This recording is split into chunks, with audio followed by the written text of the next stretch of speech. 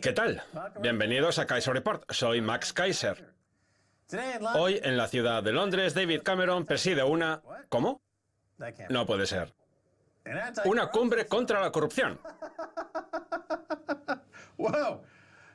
Está claro que la comedia británica es la mejor de todas. ¿Stacey? La verdad es que nunca me había reído tanto como cuando me enteré. Parece que... Es como si Charles Manson se pusiera a dar clases de sensibilidad. Parece que todo el mundo está muy interesado en esa cumbre contra la corrupción. Da la impresión de que la gente se ha quedado impactada al enterarse de que en el Reino Unido se blanquea dinero. Y eso parece ser motivo de enfado. Están impresionados a pesar de saber que hay gente que compra viviendas de 20, 40 o 50 millones de libras en efectivo. ¿De dónde ha salido eso? ¿Cómo ha podido pasar? ¿Qué está ocurriendo? Por cierto, aunque no tiene nada que ver con nuestro primer titular, aquí tenemos uno de los 7, 8 o 9 yates de Sir Philip Green. Aunque este parece de los pequeños, debe de haberle costado entre 5 y 7 millones de dólares, más o menos. Es el que utiliza para transportar las mercancías hasta el gran yate. Supongo que habrá venido a reunirse con el nuevo alcalde para asegurarse de que cumple con sus requisitos. En fin, vamos a pasar ahora sí a nuestro primer titular. Estos días se está hablando mucho de luchar contra la corrupción. Lo que no se dice es que si se acabara la corrupción, el mercado inmobiliario se hundiría, porque los dos están íntimamente relacionados y ambos lo están a su vez con la gran burbuja de deuda que hay por todo el mundo y que debe seguir creciendo, porque de lo contrario se sembraría el caos en los mercados, un caos al que los banqueros centrales solo saben reaccionar arrojando dinero por todas partes con la esperanza de que así se arregle el problema. Vamos a hablar de Stan Druckenmiller, un multimillonario que dirige un fondo de cobertura desde el año 1981 y al que las cosas le han ido bastante bien. Stan Druckenmiller considera que hemos llegado a la recta final. Esta es su presentación apocalíptica. El 4 de mayo, Stan Druckenmiller pronunció un discurso en la conferencia SON titulado La recta final. Cuando creé Duquesne, en febrero de 1981, la rentabilidad libre de riesgo de los bonos del Tesoro a 5 años era del 15%. Mientras que los intereses reales se situaban alrededor del 5%. Se estaba cociendo una de las mayores tendencias alcistas jamás registradas en la historia de las finanzas, consecuencia del bajísimo precio de los activos, demasiado bajo como para competir con esas rentabilidades libres de riesgo, y de la brutal reducción monetaria de Volcker, que obligó a una reestructuración totalmente necesaria tanto a nivel macroeconómico como microeconómico. Lo que quiere decir es que esas rentabilidades del 15% obligaron a las empresas a invertir con inteligencia, que fue precisamente lo que hicieron, lo que se tradujo en un enorme aumento de la productividad. Tú lo viste de primera mano porque llegaste a Wall Street poco después que él. Así es. La rentabilidad libre de riesgo constituía una referencia para fomentar la competencia. Uno podía meter su dinero en un banco y recibir un 15%, o si no, invertirlo en una serie de empresas que estaban experimentando un incremento real de la productividad o del precio de las acciones, sin los chanchullos contables y financieros y las compras y recompras de acciones por las que se rigen últimamente las empresas estadounidenses. Stanley Druckenmiller. ¿Druckenmiller o Druckenmiller? Druckenmiller. Druckenmiller. Druckenmiller suena fatal. Ese es otro gestor de fondos de cobertura de Connecticut. Lo que pasa es que a él no se le conoce tanto. El caso es que Stan Druckenmiller gestionó durante muchos años el dinero de George Soros. Si Soros ha conseguido sacarle un 30% anual a su dinero, eso ha sido gracias a Stan Druckenmiller, que tiene toda la razón en lo que dice. Llevamos casi 30 años de tendencia alcista en el mercado de deuda, que es lo que ha permitido a todos los gestores de fondos de cobertura enriquecerse tanto. Pero esa continua subida de los bonos y esa constante bajada de los intereses tienen un límite. ¿Por qué a este hombre sí le hacemos caso y no a otros que llevan diciendo lo mismo los últimos 3 o 4 años? Seguramente porque Druckenmiller es el que más éxito ha tenido de todos. La creación de su fondo de cobertura en 1981 coincidió con el inicio de esta gran tendencia alcista, sobre todo porque era un buen momento para invertir en las empresas que por culpa de los intereses al 15% y de las políticas de Paul Volcker se veían obligadas a ser más eficaces y a invertir su capital de manera más eficiente. Vamos a ver qué dice Druckenmiller sobre la situación actual de intereses al 0%, e incluso negativos en ciertos lugares.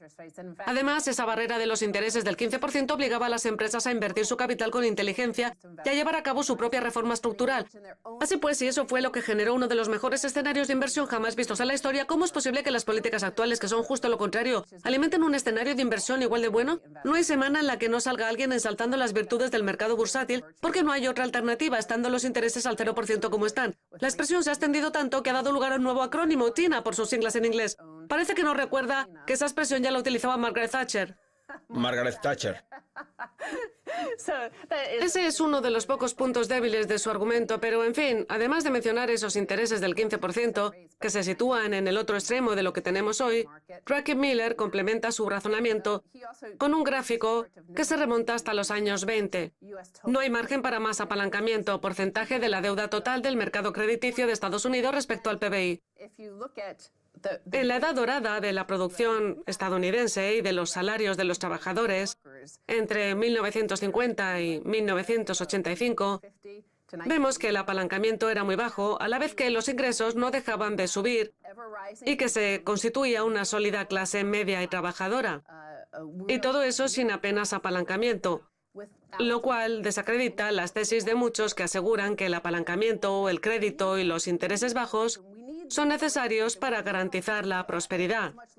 De hecho, hasta los datos gubernamentales dejan bien claro que cuando el apalancamiento ha subido, los ingresos reales han hecho todo lo contrario, bajar. Por tanto, si tenemos esta relación inversamente proporcional, eso es que algo no estamos haciendo bien. Antes los trabajadores eran necesarios por la mano de obra que proporcionaban, por los bienes de consumo que compraban y por sus ahorros, que son la base del capitalismo. Sin embargo, ahora su mano de obra ya no es necesaria porque podemos echar mano de los esclavos chinos. Y tampoco lo son sus ahorros porque el dinero se emite de la nada. Solo hacen falta en su papel de consumidores. Y como los salarios no suben al ritmo al que crece la oferta monetaria, ese consumo se traduce en deuda.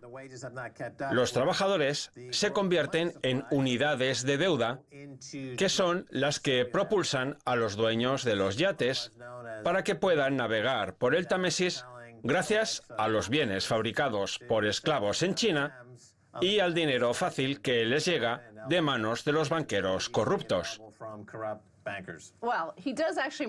Bueno, aunque no vamos a entrar en detalles, Druckenmiller también habla de China y de su importancia a la hora de fabricar bienes baratos para permitir que Estados Unidos pueda seguir consumiendo en un escenario en el que los ingresos no dejan de disminuir.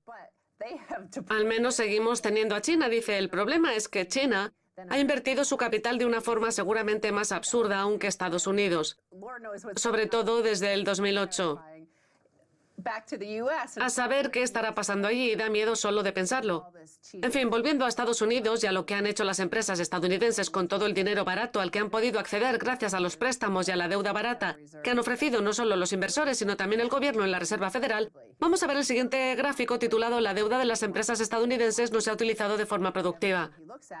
Ese es otro problema que presentan actualmente los mercados, que todo está sobrevalorado. El gráfico recoge el comportamiento de las empresas estadounidenses no pertenecientes al sector financiero desde 1995. La zona de color verde corresponde a los gastos de capital, mientras que la zona de color morado representa las recompras de acciones. Pues bien, como ves, toda la deuda que se contrae se destina a las recompras de acciones sin que se invierta en gastos de capital, es decir, en el crecimiento del futuro. Y además, la Reserva Federal cada vez traslada más el consumo del futuro al presente, por lo que estos datos demuestran que no nos espera un futuro demasiado halagüeño, que digamos.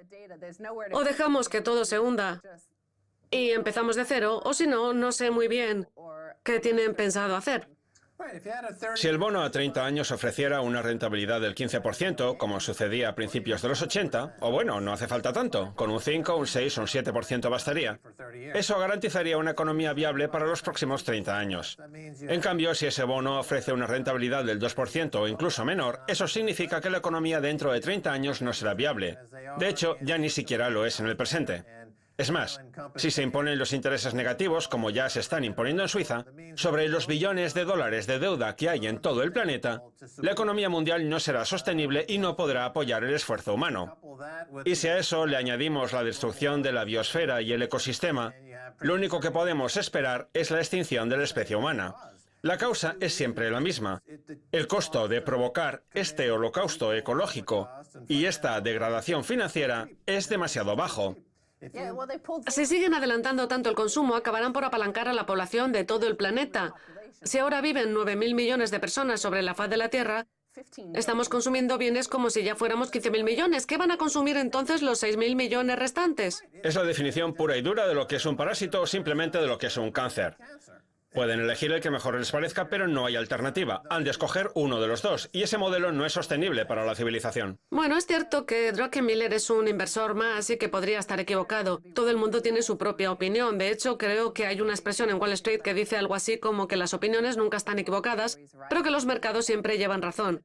Pero bueno, Druckenmiller es de la opinión de que la Reserva Federal nos ha llevado a un rincón del que no podemos salir. Déjame que te interrumpa. La expresión dice que todo el mundo tiene una opinión, igual que todo el mundo tiene un trasero. Eso lo primero.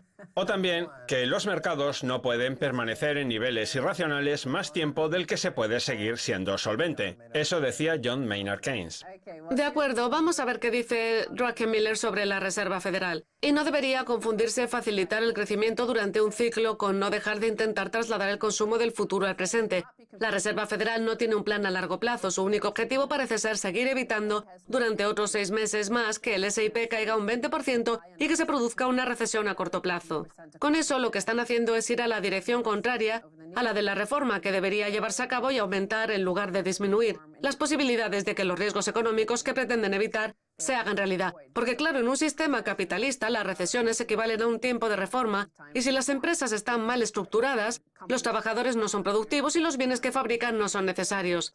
Esa reforma es inevitable o de lo contrario las empresas desaparecerán. Pero la Reserva Federal no es partidaria de reformas, por eso Druckenmiller recomienda comprar oro. Si la economía estadounidense fuera un automóvil, la Reserva Federal sería el parachoques, es decir, menos del 1% del vehículo.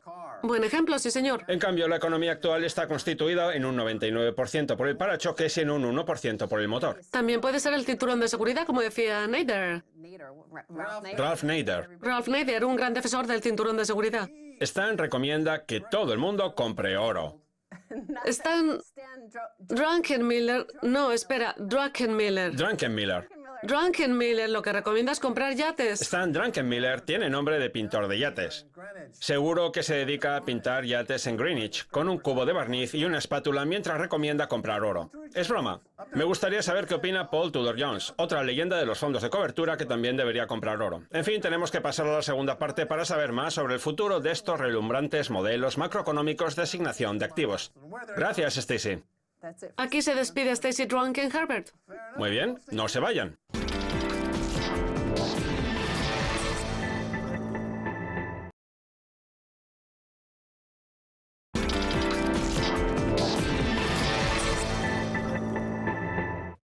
Bienvenidos de nuevo a Kaiser Report. Es hora de hablar con el único y genuino profesor Steve King, que imparte clases en la Universidad Kingston de Londres. También es autor de La economía desacreditada, que ya se ha convertido en todo un clásico. Steve, bienvenido de nuevo a Kaiser Report. Un placer, Max. No parece venir muy bien vestido. Lo siento, quería vestirme a la australiana, Max. Quítese la corbata, el chaleco y súbase las mangas. No quiero que se sienta demasiado... Así me siento yo cada vez que vuelvo a casa, paso por la cita y me encuentro con todos esos ejecutivos con sus trajes y esos sombreros tan raros como quiera que... Voy a ir desnudándome, pero mientras lo hago, me gustaría que me hablara de Donald Trump, que ha propuesto incumplir la deuda pública estadounidense. ¿Es un genio o está loco, Steve? Bueno, un poco las dos cosas. Se ha dado cuenta de que la deuda no es sagrada y eso ya es bueno. Yo trato de que los políticos se den cuenta de que no hay tanta deuda pública como deuda privada y que si queremos volver a una economía que funcione, esa deuda hay que cancelarla. La idea de Trump de hacer lo que debería hacerse con la deuda privada, pero aplicado a la deuda pública, acabaría con la esencia del mercado de deuda internacional. De lo que no es consciente Trump es de que si llegase a ser presidente estará al mando de una empresa, por así decirlo, que tendrá su propio banco. Sí. Esa ha sido la ambición de toda su vida. Si el país se va a la quiebra y se cancelan todas las deudas, Es el sueño de todo niño estadounidense, tener una empresa con su propio banco. y va a tenerla. La Reserva Federal no tiene por qué incumplir la deuda. Eso es lo que no se da cuenta Trump. Si Trump abre una empresa, por ejemplo, una cadena de restaurantes, Asadores Trump. asadores Trump, la Universidad Trump, o lo que sea Trump, y esa empresa se va a la quiebra, no puede emitir dólares Trump y saldar la deuda. Tiene que declararse en bancarrota. Pero si llega presidente y por tanto en el jefe de todo, incluida la Reserva Federal, y cancela la deuda lo suficiente como para financiar las actividades públicas que quiera, el Banco Central lo cubre. Sí, pero Y cuando eso ocurra tendremos un jaleo bien gordo. haga el favor de mantener las formas. Lo Viene siento. vestido de aquella manera, utiliza un lenguaje inapropiado. Está haciendo muy difícil la entrevista. Soy 100% australiano. Exacto.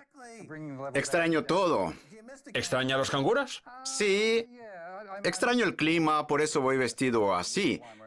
Los amigos, la familia, la playa. De hecho, como podrán ver, llevo un atuendo playero. Pero usted es profesor, lo cual significa que solo trabaja 3 o 4 semanas al año. Bueno, a lo mejor me he pasado. Volvamos a Trump, Steve. La situación que acaba de plantear de un hombre emitiendo moneda como un loco es precisamente lo que tenemos ahora mismo. Lo que pasa es que el dinero no se emite para los ciudadanos, sino para Wall Street. Ese es el origen de todos los problemas. Me pregunto, ¿qué pasaría si alguien le enseñara a Trump el verdadero estado de las cuentas de Estados Unidos? ¿Con qué se encontraría? No lo sé, aunque no es más que un narcisista, él mismo lo tiene asumido. Pero usted escribe constantemente sobre la deuda estadounidense. Sí, Así que sabe de lo que habla. ¿Con qué se encontraría? ¿Qué está pasando? Usted es un tipo listo. Incluso ha traído unos gráficos. Expónganos los hechos. el primer hecho es lo que yo llamo la pistola humeante del crédito. ¿Le parece que lo enseñe? Adelante. La línea azul representa el PBI monetario de Japón, mientras que la roja representa el PBI más el crédito. La suma de ambas equivale al volumen total de la economía. Cuando estalló la crisis en Japón, la tasa de crecimiento bajó y el crédito hizo lo propio. Pues bien, eso mismo ha pasado en Estados Unidos. Todos los países en crisis y con una economía estancada han tenido una crisis crediticia y presentan gráficos semejantes durante los últimos tiempos. Ha pasado en el Reino Unido, en España, en Grecia, en Portugal. Todos los países que sufrieron la crisis del 2008, bueno, Japón la sufrió en el 90, han seguido exactamente el mismo patrón. Había 2 salidas a la crisis crediticia. Reformar el sistema y el mecanismo de creación de crédito para que pasara a estar más regulado y a ajustarse mejor a la demanda real. A las necesidades. Exacto, porque se ha creado un montón de crédito para financiar la especulación en cantidades muy superiores a las que necesitaba la economía. Pero bueno, como digo, había 2 salidas. O bien reformar el sistema, o bien intentar redefinirlo para poder emitir más crédito aún. Es básicamente el camino que han optado. Durante unos años les ha salido bien. Sí, han intentado crear dinero extra en el sector bancario inflando las reservas. De hecho, en muchos países hay un importante excedente de reservas. Explíquenos cómo funciona eso. De acuerdo. Los bancos necesitan reservas. Si usted tiene una cuenta en Barclays y yo la tengo en Lloyds, y usted me invita a una bebida y yo se la pago más tarde, no solo habrá transferencias financieras entre usted y yo, sino también entre nuestras entidades. En el caso de los bancos, lo que se intercambian son las reservas, que son el aceite que lubrica las transferencias entre particulares. Los bancos deberían tener unas reservas mínimas. Pero son escasísimas. Escasísimas. Solo necesitan una pequeña parte. Pero el acuerdo de Basilea y otros organismos internacionales establecen que los bancos deben tener un porcentaje de dinero en efectivo en sus cuentas, aunque si se hicieran los cálculos, sería una proporción minúscula, seguramente inferior al 1%. En el caso del Reino Unido equivale al 20% del PBI. Los economistas que están al frente de los bancos centrales, excluyendo el Banco de Inglaterra, que parece que ahora quiere empezar a hacer las cosas bien, son tan intelectualmente limitados que creen que si les dieran más reservas a los bancos las prestarían.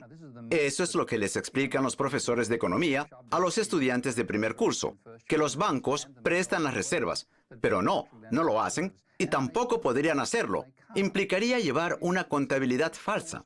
Así pues, como las reservas se han visto infladas, los bancos han tratado de deshacerse de ese excedente comprando activos de otras personas. Sin embargo, cuando el dinero vuelve al sector bancario, las reservas no cambian. Por tanto, solo sirve para inflar los mercados de activos. Y los bancos centrales creen que eso ayuda a los bancos a prestar más dinero al sector privado.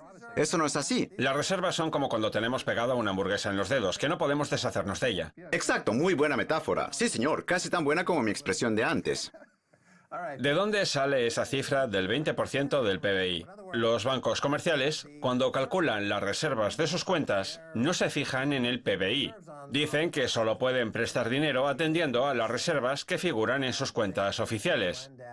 En los años 20, la costumbre era que esa proporción fuera del 10%. Pero ahora, con los derivados y las técnicas de contabilidad artificial, la cifra ha caído hasta el 1%.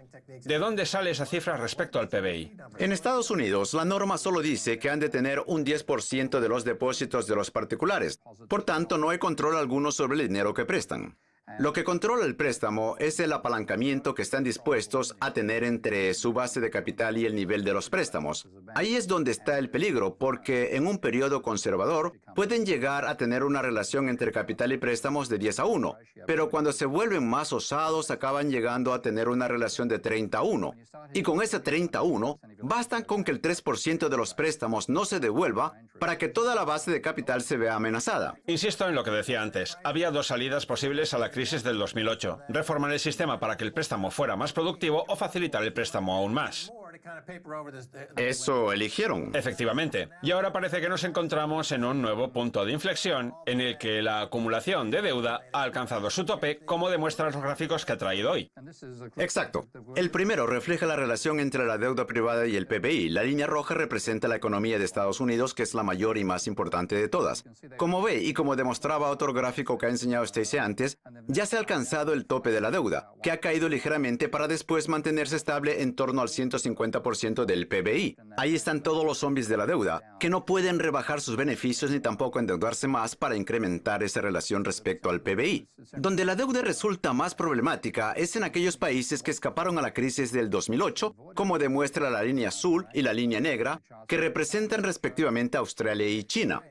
En esos países, la tendencia está muy próxima a su fin. Dentro de poco no podrán endeudarse más y se convertirán en zombies de la deuda, lo que provocará una ralentización de la economía mundial.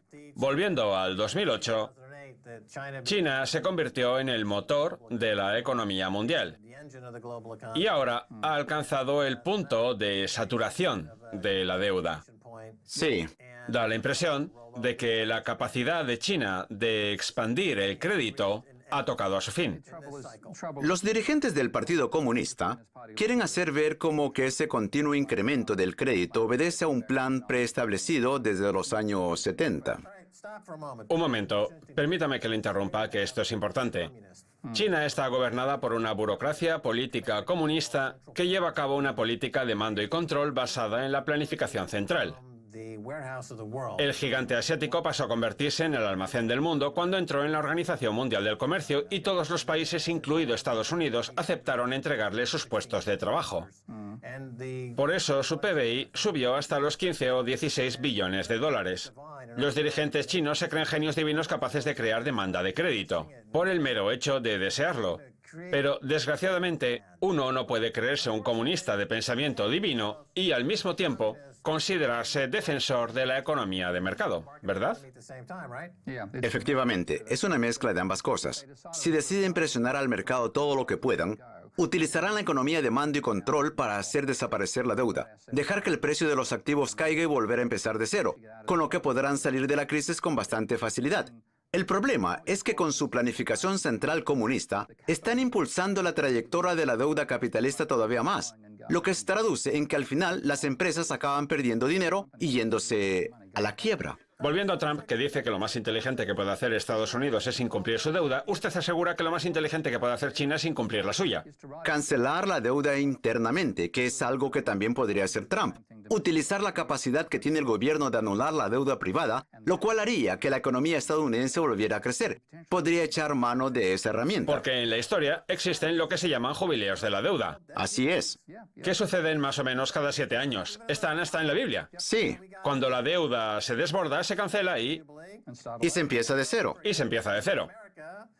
En Estados Unidos había una cosa que se llamaba el ciclo económico y que hacía que cuando había exceso de existencias, la economía entrara en recesión, lo cual se traducía en una disminución de la demanda crediticia. Sí. Pero entonces llegaron los bancos centrales y dijeron, no queremos que vuelva a haber una sola recesión. A finales de los 90, Long Term Capital Management convenció a Wall Street para que no dejara de emitir moneda y sus valores siguieran disparándose, lo cual puede generar ahora un desastre de proporciones épicas. ¿Le parece que sigamos con la entrevista el próximo día? Será un placer. Solo nos quedan 30 segundos. Podemos seguir después. Y así nos lo explica todo. Continúe, por favor.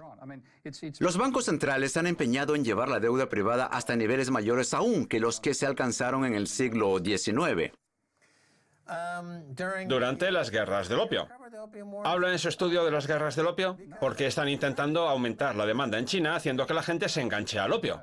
Ya lo sé, esa es la razón principal de esta nueva guerra del opio. Es increíble, a mí me parece un acontecimiento histórico. En fin, lo dejamos por ahí. Seguimos el próximo día. De acuerdo. Muy bien, esto es todo por hoy en Kaiser Report. Somos Max Kaiser y Stacey Herbert. Quiero dar las gracias a nuestro invitado, el profesor Steve King. Si quieren contactar con nosotros, envíenos un tweet a Kaiser Report. Hasta la próxima. Adiós.